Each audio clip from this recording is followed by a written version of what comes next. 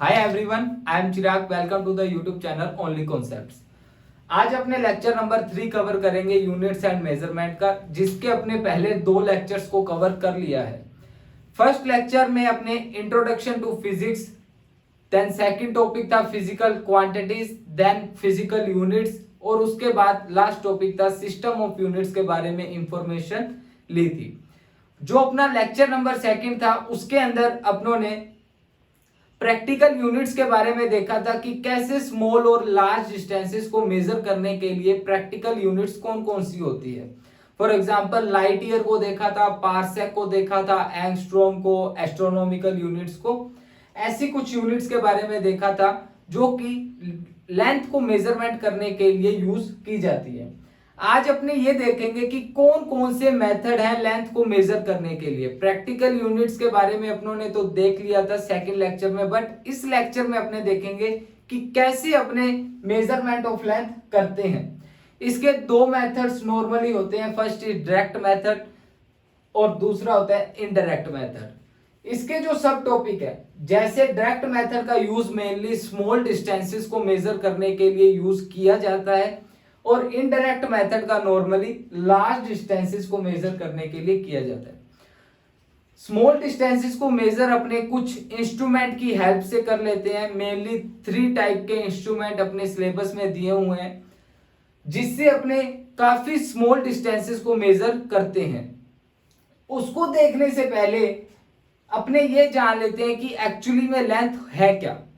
तो मैं आपको बता देता हूं कि लेंथ जो अपने 9, 10 से इवन स्मॉल क्लासेस से पढ़ते आ रहे हैं, तो लेंथ एक सिंपली डिस्टेंस है बिटवीन 2 पॉइंट्स। स्पेस के अंदर कोई भी 2 पॉइंट्स है, उनके सेपरेशन का क्या है, डिस्टेंस है। मान लीजिए that is point A, that is point B. इनके बीच का जो सेपरेशन ऑफ डिस्टेंस होगा वही एक्चुअली में क्या है, लेंथ है। तो मैं आपको बता देता हूं लेंथ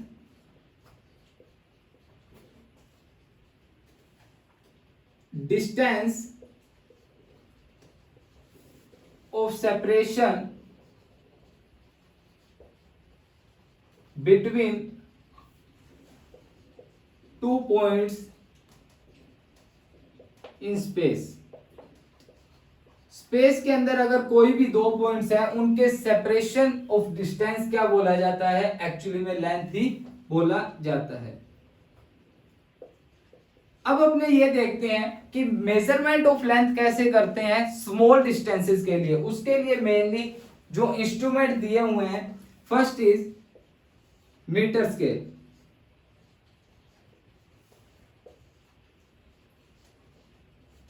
जो मीटर स्केल है वो मेजर करता है 10⁻³ मीटर टू 10⁻² मीटर। अगर कोई भी अपने इंस्ट्रूमेंट लेते हैं तो उसकी एक लिमिट होती है, जिससे वो एक्यूरेसी के साथ किसी भी डिस्टेंस को मेजर कर लेता है। मैं क्या बोल रहा हूं, अगर कोई भी अपनों ने इंस्ट्रूमेंट लिया है, जो अपने नॉर्मली स्केल लेते हैं स्मॉलर क्लासेस में, वो 15 सेंटीमीटर का होता है। देन उसकी एक लिमिट है कि वो 15 सेंटीमीटर तक ही अपना मेजरमेंट कर सकता है। अगर अपने स्केल 30 सेंटीमीटर का लेकर आते हैं तो उसकी एक लिमिट है कि वो 30 सेंटीमीटर तक ही मेजरमेंट कर सकता है। इससे ही मैं क्या बोल रहा हूं, ये जो मीटर स्केल है ये 10⁻³ मीटर से लेकर 10⁻, मतलब 100 मीटर तक स्केल आते हैं, जो कि नॉर्मली कंफर्टेबल होते हैं अपने हैंडली लेने में। मतलब अपने हाथ में लेकर इसे मेजर कर सकते हैं ये डिस्टेंसेस को। अगर 10⁻³ जो कि कितनी हुई, 1/1000 मीटर, एक का जो 1000वां पार्ट है उसको मीटर स्केल मेजर कर देता है। जो दूसरा है दैट इज वर्नियर कैलिपर, जो कि फिजिक्स की लैब में अवेलेबल होता है नॉर्मली।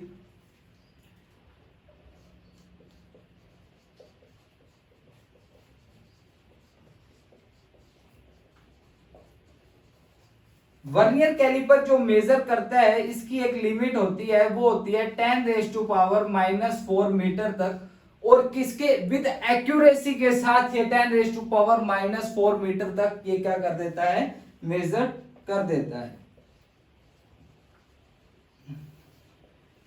और जो थर्ड अपने सिलेबस में दिया हुआ है वो इंस्ट्रूमेंट है दैट इज स्क्रू गेज, और जिसे नॉर्मली स्फेरोमीटर भी बोल देते हैं। तो मैं क्या बोल रहा हूं, स्क्रू गेज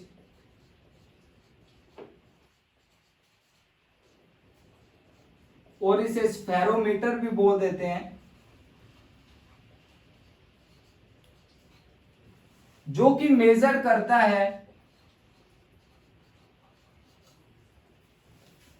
10⁻⁻⁵ मीटर तक विद एक्यूरेसी। ये 10⁻⁵ मीटर तक मेजर कर देता है स्क्रू गेज है डिस्टेंस विद एक्यूरेसी के साथ। जो अपना सेकंड टॉपिक है that is parallax. Parallax method, ये एक्चुअली में है क्या पैरेलैक्स मेथड, तो मैं आपको बताता हूं कि जो मेजरमेंट ऑफ लेंथ है by indirect method, indirect method किसके लिए यूज होता है, वो लार्ज डिस्टेंसेस को मेजर करने के लिए सबसे पहले इनडायरेक्ट मेथड यूज किया जाता है। फॉर एग्जांपल, अगर मैंने अर्थ से लेकर मून के बीच में डिस्टेंस को मेजरमेंट करना है, देन अपने कौन सा मेथड अप्लाई करेंगे, पैरेलैक्स मेथड, जो कि इस लेक्चर का मेनली टॉपिक भी क्या है, पैरेलैक्स मेथड ही है। अगर सन से लेकर अर्थ के बीच में डिस्टेंस को कैलकुलेट करना है, वो भी किसकी मदद से ही करेंगे, पैरेलैक्स मेथड से। तो सबसे पहले जो पैरेलैक्स मेथड में वर्ड आ रहा है पैरेलैक्स, इसका मतलब सबसे पहले अपने समझते हैं। इसको नॉर्मली एक सिंपली एक्सपेरिमेंट से समझेंगे। आपने एक पेन लेना है, पेन को आईज के सेंटर में रखना है। आईज के सेंटर में रखने के बाद एक आई को क्लोज करना है, देन इस पेन की पोजीशन को आपने फोकस करना है। इस आई को क्लोज करने के बाद जो पोजीशन आई उस पर फोकस रखते हुए दूसरी आई को क्लोज करना है और पेन की पोजीशन वही रहनी चाहिए। दूसरी आई को मैं क्लोज करता हूं, देन आप पाओगे कि दोनों पोजीशंस क्या रही, डिफरेंट डिफरेंट रही। ये एक्सपेरिमेंट जरूर करना घर पर कि एक आई को क्लोज करके पेन की पोजीशन पर ध्यान देना और वही पोजीशन रखनी है पेन की, और दूसरी आई को क्लोज करके पेन की पोजीशन पर ध्यान रखना, तो दोनों पोजीशन क्या आएगी, डिफरेंट डिफरेंट आएगी। हालांकि ये पोजीशन एक भ्रम है, ये कोई वास्तविकता नहीं है, ये अपैरेंट शिफ्ट है। ये वास्तविकता में इसकी पोजीशन चेंज नहीं हुई, ये सिर्फ अपने को दिखा है आईज क्लोज करने के बाद। तो मैं सबसे पहले बता देता हूं कि पैरेलैक्स है क्या। जैसा कि हमने एक्सपेरिमेंट से पाया है, क्या parallax is the apparent shift of position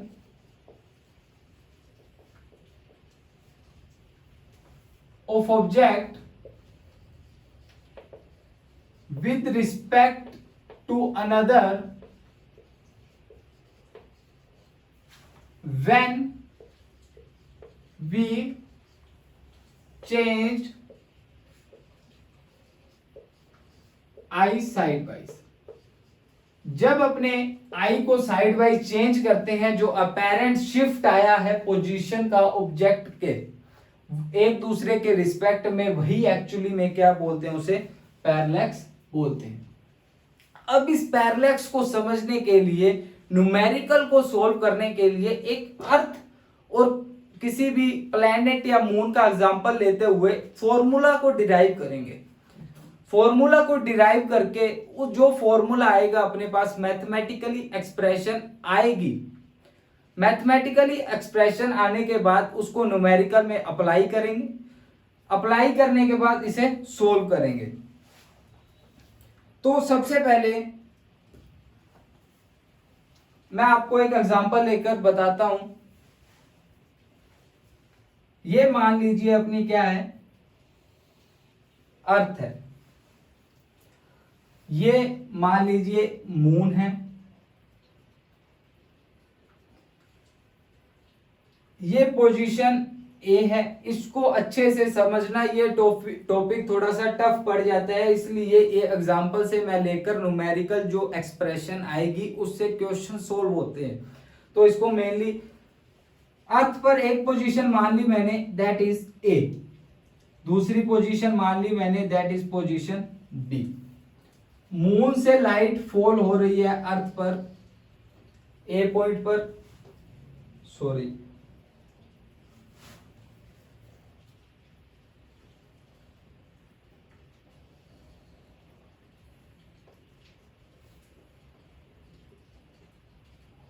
हाँ, थोड़ा सा डायग्राम, ये लाइन स्ट्रेट होगी, लाइन ये थोड़ी सी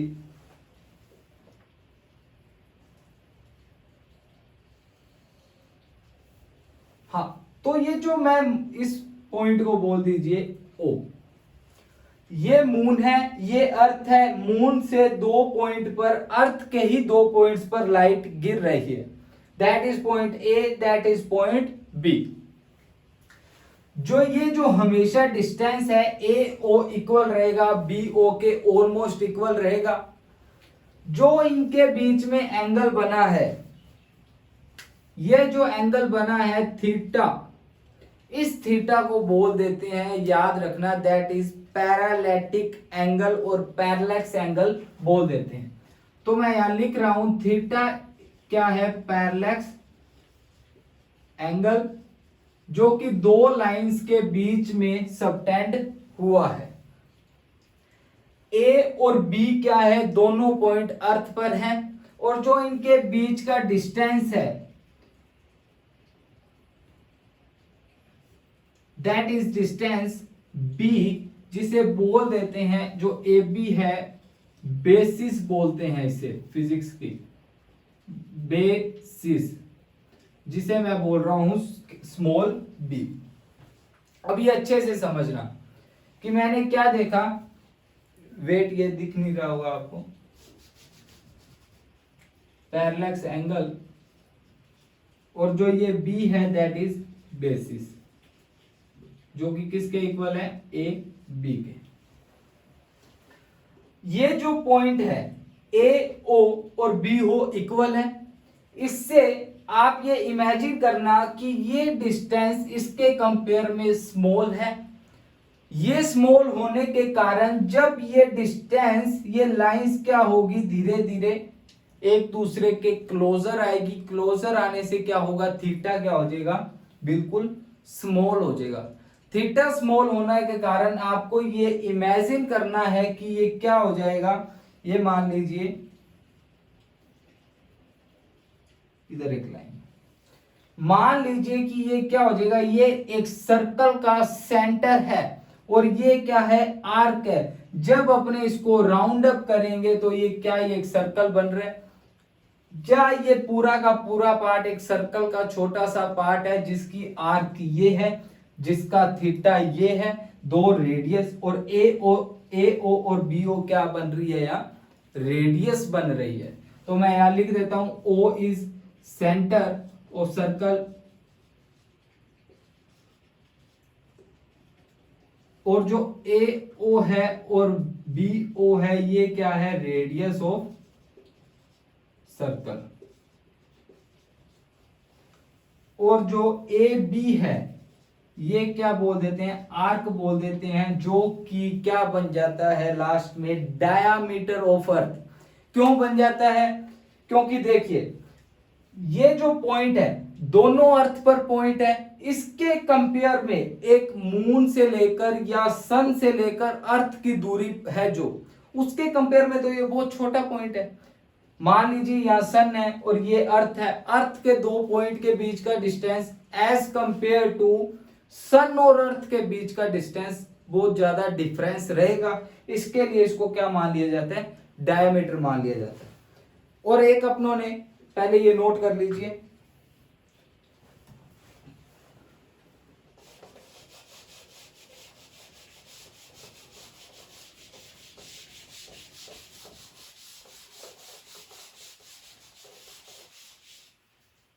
एक अपनों ने फॉर्मूला पढ़ा है, that is angle is equal to arc upon radius. ये सभी ने पढ़ा है, अगर नहीं पढ़ा तो इसको याद कर लीजिए, क्योंकि 11th में ये काम आएगा। Angle is equal to arc upon radius. Angle is equal to arc upon radius. यहां एंगल क्या है, इस फॉर्मूला का यूज करते हुए एंगल क्या है, यहां थीटा, आर्क क्या है? आर्क है ए बी, और जिसे मैं बोल सकता हूं बी बोला है क्योंकि ये क्या होती है? बेसिस होती है, तो मैं सिंपली स्मॉल बी लिख सकता हूं यहां। और रेडियस क्या है? यहां ए हो या बोल सकते हैं बी ओ, तो मैं यहां लिख रहा हूं ए ओ। तो ये फॉर्मूला आ गया अपने पास। तो theta is equal to B upon A O. अपने को फाइंड क्या करना है? फाइंड करना है ए हो, क्योंकि अपना जो एम है वो क्या है? Distance between two celestial body. कोई भी टू सेलेस्टियल बॉडी के बीच का डिस्टेंस को फाइंड करना है, तो टू सेलेस्टियल बॉडी के बीच में डिफरेंस क्या रहेगा? ये ए ओ या बी ओ रहेगा। तो मैं क्या इस फॉर्मूला से बोल सकता हूं? ए ओ इक्वल होगा बी बाय थीटा के। ये जो फॉर्मूला आ रहा है अपने पास, ये जो फॉर्मूला है ए ओ इक्वल में बी अपॉन थीटा, इसको ही याद रखना है। इसके बेस्ड पर ही न्यूमेरिकल सॉल्व होंगे। तो सबसे पहले फर्स्ट क्वेश्चन है अपना कि find the distance between earth and moon.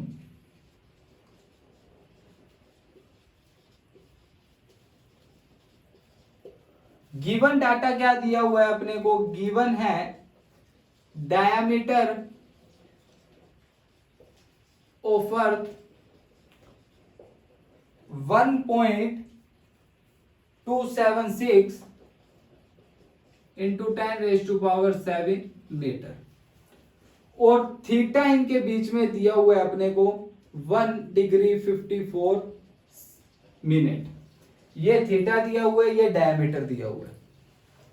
जो ये थीटा दिया हुआ है और डायमीटर दिया हुआ है गिवन है, तो अपने को निकालना क्या है? इसका मतलब बी भी गिवन है, that is diameter of earth, जो कि मैं पहले बता चुका हूं। नॉर्मली डायमीटर ही ले लेते हैं, डिस्टेंस कंपेयर करने से अपने देखते हैं कि ये बहुत छोटी आ जाती है। और अपने को क्या दिया हुआ है? थीटा भी दिया हुआ है। तो सबसे पहले जब भी थीटा डिग्री मिनट या सेकंड में दिया हो, उसको सबसे पहले क्या काम बनता है अपना न्यूमेरिकल सॉल्व करने में? उसको सबसे पहले रेडियन में कन्वर्ट करो। और रेडियन में कन्वर्ट करने में आपने बेसिक मैथमेटिक्स में पढ़ा होगा, ये नोट कर लीजिए।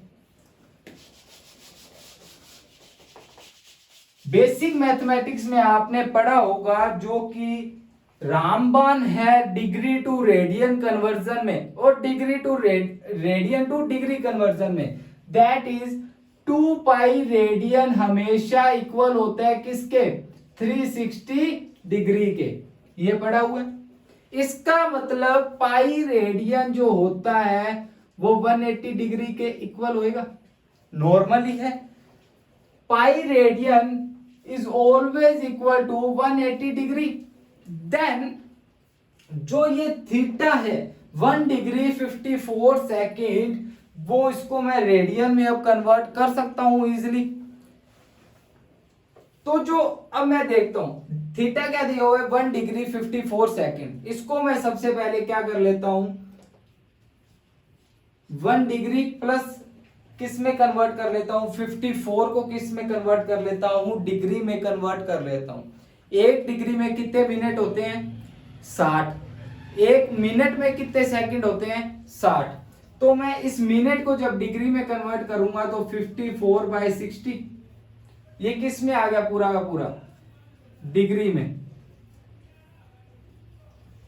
तो इसका जब मैं एलसीएम लूंगा तो आपको पता होगा 114 क्या आ गया? डिग्री।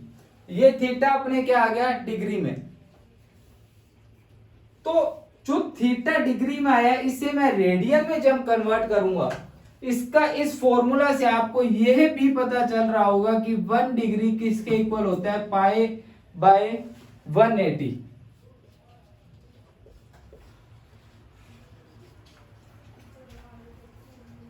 तो 1 डिग्री किसके इक्वल हुआ? पाई बाय 180 डिग्री के। तो जब मैं इस डिग्री को रेडियन में कन्वर्ट करता हूं तो पाई बाय 180 से मल्टीप्लीकेशन कर दूंगा तो ये किस में आ गया, रेडियन में आ गया। तो बस फॉर्मूला अपना ये आ गया, फॉर्मूला अपने पास है, थीटा की वैल्यू आ गई, डायमीटर दे रखी है, सिंपली 3 में से 2 वैल्यू को पुटअप करना है और अपना लास्ट एंड फाइनल आंसर आ जाएगा। अपने को निकालना क्या है, distance between earth and moon. तो मैं डिस्टेंस को मान लेता हूं डी, बी क्या है अपना, बी दिया हुआ है डायमीटर 1.276 इंटू 10⁻⁷ मीटर, और इसको अपने रेडियन में दिया ही हुआ है 60 पाई बाय 180। तो जो इसका आंसर आएगा, आंसर है अपना, इसको सोल्व कर लेना 3.84 इंटू 10⁸ मीटर। तो डिस्टेंस क्या आई अर्थ और मून के बीच में, 3.84 इंटू 10⁸ मीटर। क्या ये डिस्टेंस किसी भी इंस्ट्रूमेंट निकालने से कोई भी इंस्ट्रूमेंट का यूज करते हुए डिस्टेंस निकाल सकते हैं? तो पॉसिबल ही नहीं है प्रैक्टिकली कि कोई भी इंस्ट्रूमेंट का यूज करके ये डिस्टेंस फाइंड कर सकें। इसके लिए कुछ इनडायरेक्ट मेथड का ही यूज करते हैं, वो मेथड है पैरेलैक्स मेथड। तो पैरेलैक्स मेथड के बेस पर एक क्वेश्चन भी करवा दिया। तो अपना ये लेक्चर कंप्लीट होता है। इस लेक्चर में अपनों ने पैरेलैक्स मेथड को मेनली रीड किया है। जो अपना नेक्स्ट लेक्चर होगा that is lecture number 4 about the dimensions. Dimension के बारे में देखेंगे, जो कि चैप्टर आधा वेटेज रखता है यूनिट्स एंड मेजरमेंट का डायमेंशन। तो ये लेक्चर कंप्लीट होता है। Thank you for watching the video, like share and subscribe this video.